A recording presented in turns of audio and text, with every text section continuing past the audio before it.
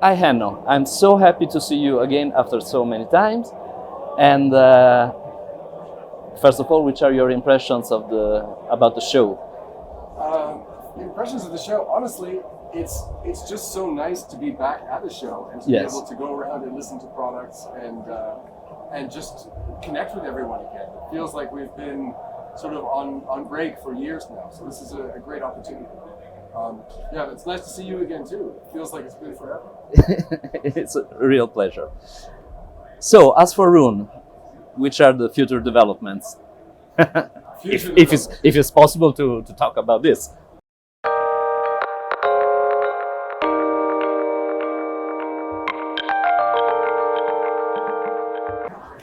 Um, well, we continue to do new streaming service integrations and work with more hardware manufacturers. That's Yes. ongoing, of course, and that ecosystem is growing quite large now. Certainly Yes. in the high end, and now we're also doing more in the Head 5 class of products. Um, the One place that we hope to expand is in, and what our users are asking for most often is the ability to take the Rune experience on the go. On the go. And that's Yes. really been a major focus for us because it's the last listening use case that we don't really cover. Rune is very focused on the home, and we want to enable other types of experiences, whether that's at the office or on holiday or in the car, that kind of thing. So that's where we're going to make the Rune experience complete in every listening environment. And that requires a huge investment in technology, I suppose. It does because it's completely different to what Rune does today. Rune has always been focused very much on the home and the home listening environment. Yes. So yeah, in some ways we've had to start from zero again. That's okay. That's okay. It's an exciting opportunity. Yes. But okay, let's talk about the past and not the future. We met in Rome. We say 5 years ago or something like that.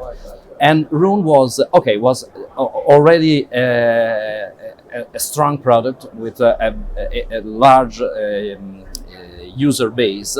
But I think that in these 5 years, Rune has grown exponentially. How is the feeling? How difficult it is to manage this transition? Because now you are a gigantic company. It has been a very interesting run.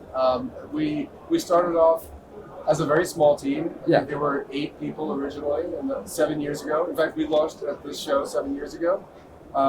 And the growth has been just amazing. It's been exactly what we hoped for. Our goal was to become the obvious listening solution for the audiophile, and I think we've made huge progress in that direction. But our team has grown, like you pointed out, a lot. I think we're over 60 people now. Still all remote, spread out all over the world. All over the world, yes. Which has been quite interesting. For me, I think the interesting thing was that during the pandemic, many companies were really, they struggled to cope with remote work. And we were very fortunate. We were already remote. So in fact, it was business as usual. In many ways, nothing changed for us in our working style. And then also, certainly during 2020, many people were stuck at home and started thinking more about their hi-fi, thinking more about their music collection. So actually, we were extremely busy. We had an opportunity to grow the team a lot and grow our user base tremendously during that time. So, yeah, it's been a difficult few years, but we've grown tremendously as a result. And how is the situation with the certification program? Because sometimes what I listened, my perception was that there was some bottlenecks in the certification progress. Well, to be honest, we started the certification program and we were very naive. We had never done a program like that. Okay. The dynamic has shifted over time. In the beginning, when we started the Rune Ready program, nobody knew what Rune was. And so it was a struggle to convince manufacturers to implement Rune Ready. Over the last few years, that has shifted, and now we have more inbound requests for certification. it's an ongoing process to streamline that. I know we've had challenges in the past. That was just like growing pains, honestly. We were learning how to do it, how to make it more efficient. I think it has improved quite a lot in the last year or two, and we're still striving to make it easier for manufacturers. The challenge sometimes is that Room Ready certification is very demanding because the audience is audiophile. So things like synchronization are sort of top level requirements for us, where for some other protocols they may not be. No. So it is a rigorous certification process, but we always try to make it smoother. The other thing that has changed is that 5 years ago, it was very hard for a manufacturer to find the components to do streaming that were easily available. They were not easily available. And very often they had to write their own software to make a streaming module. These days, it's much, much easier. There are companies that manufacture streaming modules so that an audio brand can more easily make a network player. It's much, much easier now than 5 years ago. So and this reflects also on the certification. Because most of those modules are already certified. Already certified. So yes. From what we see, the process is getting easier. It can always be improved. Our goal is to improve it. We want as many Room Ready devices as possible. Yeah. Anyway, and are there any program to improve or to change something on the user interface? This is a project that we have been working on with several manufacturers to have more control of the device. No, I'm talking about the graphical user interface of the application. Yes. Are there any idea to change something? Well, last year we released 1.8, which was basically a complete redesign of the user interface. I think that we're always looking for... Someone criticized a lot the blue color. But I like it. What I've learned is that when you get to a certain scale, you will always make someone unhappy. It's impossible. Absolutely. So I think we did the thing which felt a bit risky. We said, okay, we like this. We're just going to decide and do it. And some people love it. Some people don't. You can't please everyone. But I think that, for me, that modernized the product quite a lot. Our old user interface had been around for quite some time, so I was pleased about that. I think over time we still would like to include more types of data in the interface, because really people use Roon as an information resource as much as a player. And that's very much the goal. I think the goal is to give you all your music information needs in one place. So I think there's still more we can do there. Absolutely. It's very difficult because the standard is already very high, so I think it's difficult to improve. We've learned that certainly in different markets with different language requirements, there's still a lot we can do.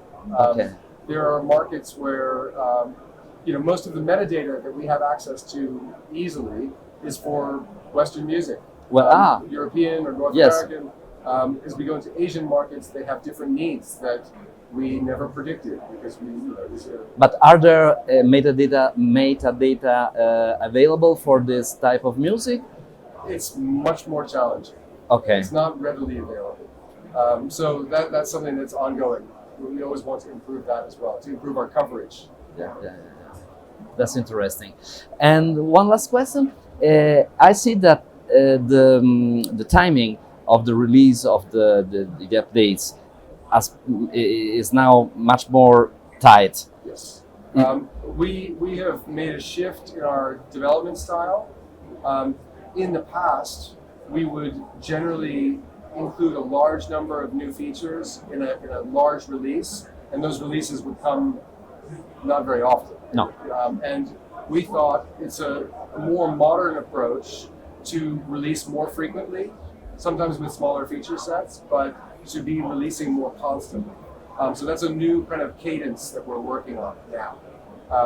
The goal is to get more, particularly when there are small features that people ask for, it makes more sense to release them quickly instead of putting them into a giant release that's coming next year. Everyone has to wait. So this is a cultural shift in our development style that we've undertaken. So the idea is to have a new release every 2-3 months, something like that. Sometimes even, I think, on even tighter cycles than that. Okay. So of course we'll always have some large releases that take time. Those will come once a year or something like that, like they have. But we would like to be shipping more features in between, even as quickly as every month or 6 weeks, something like that. Okay. What I appreciated in the recent past is that you are now very very quick to fix the problem, because I am a unique Linux version user, and there has been sometimes problems, but I saw also that you fix it very. This is another shift that we've made. In the past, we had such a in software development, they call it a backlog. You know, it's all the things that you plan to develop in the future. Yeah. We had such a long backlog that we were always focused on new feature development. And what we've tried to do now is to find more balance between stability and maintenance, as well as new features. Because what you find as your user base grows, you find people that encounter circumstances that we did not see in our QA process, for example. Okay. And so the goal is to make the product more stable and more reliable for everyone. So that's been a new focus for us in development. Okay. Enno, thank you very much. It was a pleasure. Thank you very much. It's great to see you. Grazie. Ok, e grazie per averci seguito in questa intervista a Enno di Run.